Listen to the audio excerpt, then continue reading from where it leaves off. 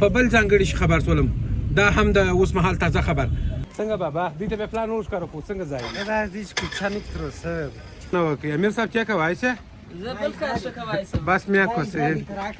ستاسو دادی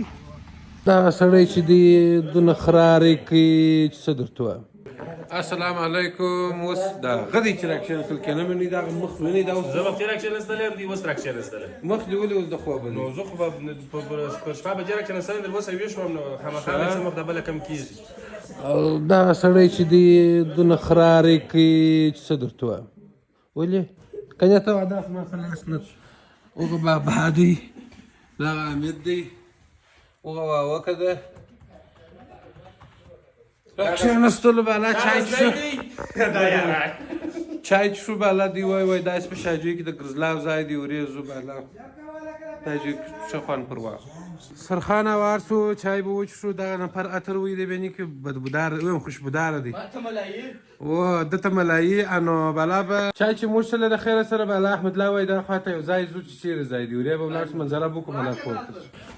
نو چای مو وچله راوتلو دا غزوان در محمد را سره دی د موږ قربا دی نن د ملمانو ته څه په خیر خیرات قرار ده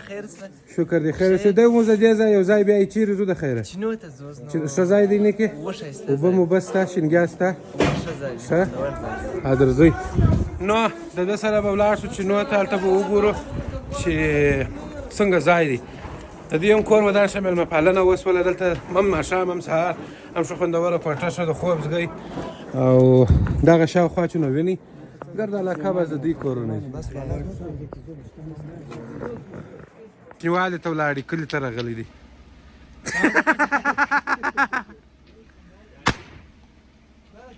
جنګ شو چې وکنه څنګه کېږي او تام نه وکي امیر صاحب چا کوي څه زه بل کار څه کوي بس میا کوسه ستاسو دادی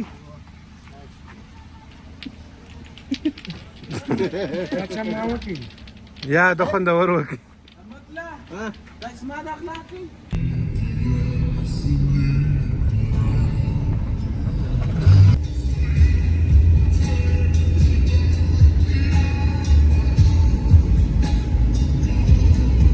روان سولو پر لاریو او زو چنو ته دا کازو د چنو ته سونه لار پاته د لږ لار پاته د مخ تقریبا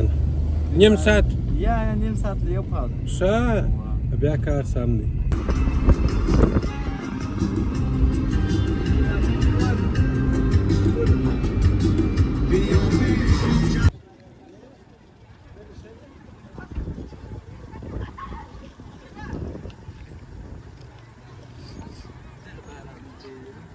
چینه ته راورسېدلو زموږ د توقع خلاف ځای وختي څنګه بابا دې ته به پلان وښکاره کړو څنګه ځای راځي چې کوچنی تر سره احمد لا راوستلی یو تا راوستلی یو خو تراله ماشاءالله بیخي صفا وه حتی دغه لاندې شګې لا ډېرې معلومېدلې خبره ده اوس ده 12 متره ده نو دا چې اوس خیرانه شوی دی چې خو ما تا د لمبېدو ځای هم څه دلته لمبېږې دلته شته دلته لمبېږې زه خو نه لمبېږم زما خو یخ کېږي نو وروره نو دغه چې ده چې نه ده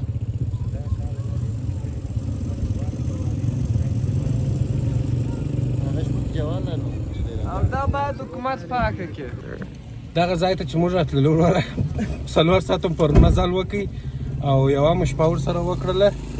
او اوس د دې خوا څلور ساعته بیا در کوره مزل کوله خیره سره ډېر امیدو راغلی په ډېرو امیدو راغلي وو چې امیدونه هم د خاورو سره خاورو ګرد احمد الله امیدونو باندې اوبه داسې راچپه کړې ول کوچنی کې ولاړو امیدونه به دا دوه یو وارې د ده په خوښه ځای هغه ښایسته ځای و په بل چې مدوالو چندانې ځای نه و احمد الله مالو څلور کاله مخکې ښایسته ځای و څلور کاله در مخ خو ما واده هم نه و کړي دا کوزده هم نه و کړی ته یې څلور کاله در مخ هم دغسې ډېر دغسې دا لکه هغه پاکه شنن نه چې نه جوړ دغه ښایسته